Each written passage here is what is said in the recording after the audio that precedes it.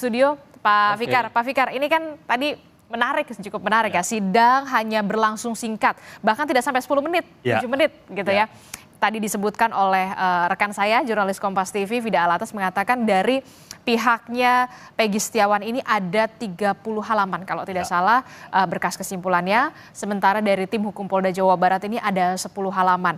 Nah, yang juga menarik adalah hanya diserahkan berkas kesimpulan, terus hakim tunggal meminta review dari tim Polda Jabar dan juga tim hukum Peggy Setiawan, termasuk juga Pak Eman Sulaiman mengatakan, saya tidak ada kepentingan di sini.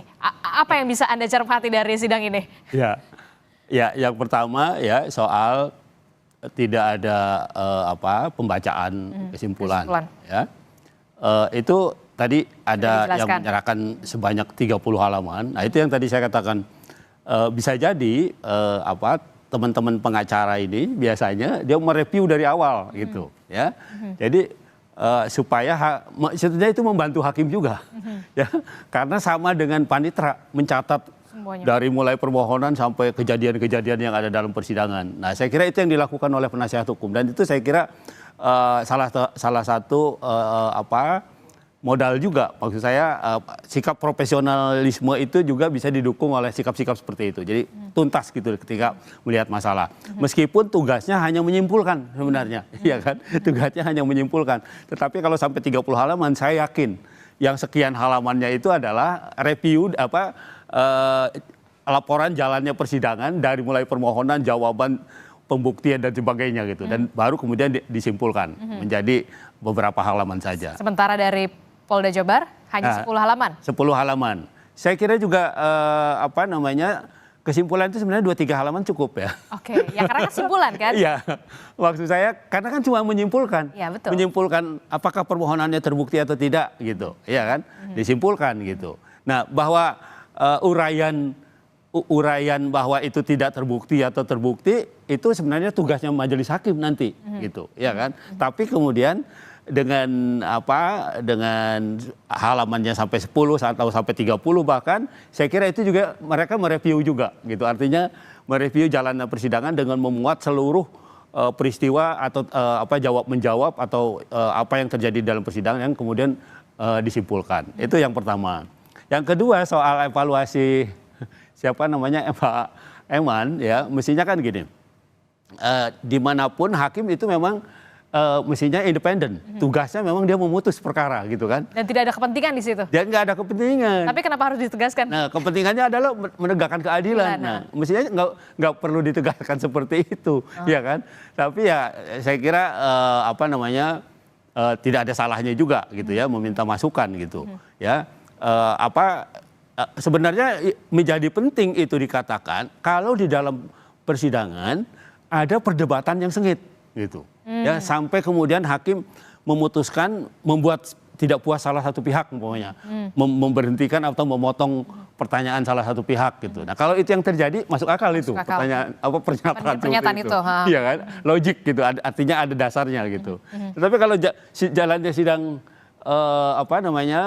adem saja dan argumentatif dan berjalan dengan baik gitu ya, saya kira tidak perlu pernyataan-pernyataan seperti itu, karena memang itu sudah tugasnya gitu ya, tugasnya hakim, dia harus independen dan harus memutus secara secara netral gitu, secara di atas semua kepentingan gitu.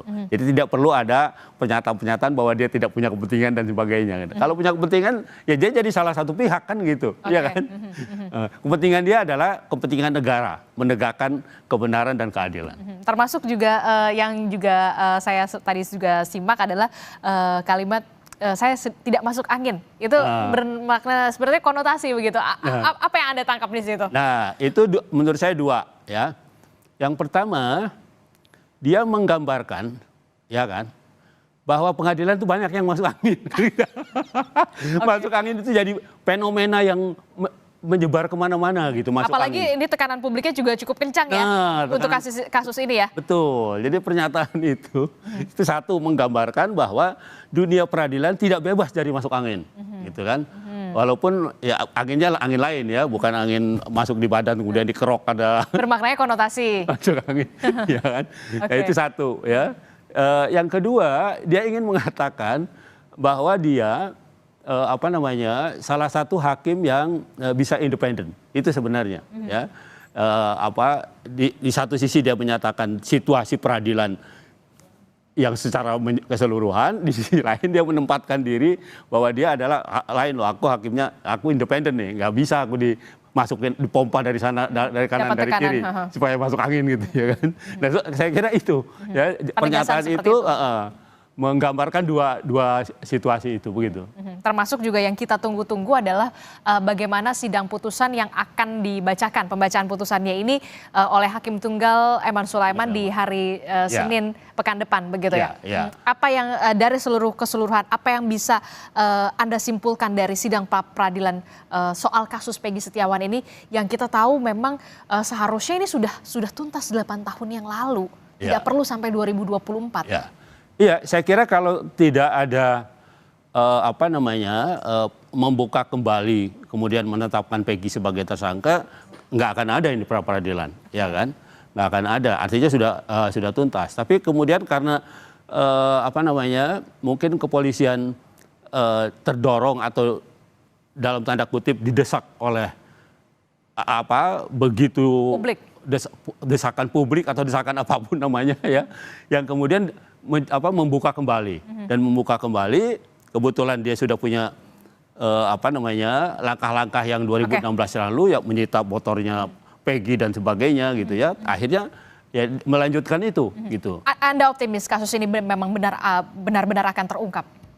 Saya kira peradilan ini akan menjelaskan sah atau tidak atau pas tidak Peggy ini ditetapkan sebagai tersangka. Itu sebenarnya intinya itu gitu. Ya, bahwa ditangkap, ditahan, disita, itu kan ikutan dari status seseorang sebagai tersangka. Kalau tidak ada orang yang namanya tersangka, maka tidak ada penangkapan, tidak ada penahanan, tidak ada penggeledahan, tidak ada penyitaan. Saya kira peradilan ini bisa dimanfaatkan oleh publik, oleh masyarakat gitu ya. Ya ini tadi ya, di satu sisi negara melalui penyidik, penuntut umum dan pengadilan bisa mengadili warga negara, di sisi lain warga negara dengan forum pra peradilan ini bisa mengimbangi kontrolnya gitu. Apakah negara sudah menjalankan tugasnya dengan baik atau tidak? Oke, kita nanti akan tunggu dan juga putusan. Kita kawal juga bersama sidang putusan yang akan dibacakan oleh Hakim Tunggal Eman Sulaiman pada hari Senin pekan depan. Terima kasih Pak Abdul Fikar, pengamat hukum pidana telah bergabung bersama kami dalam Breaking News Kompas TV.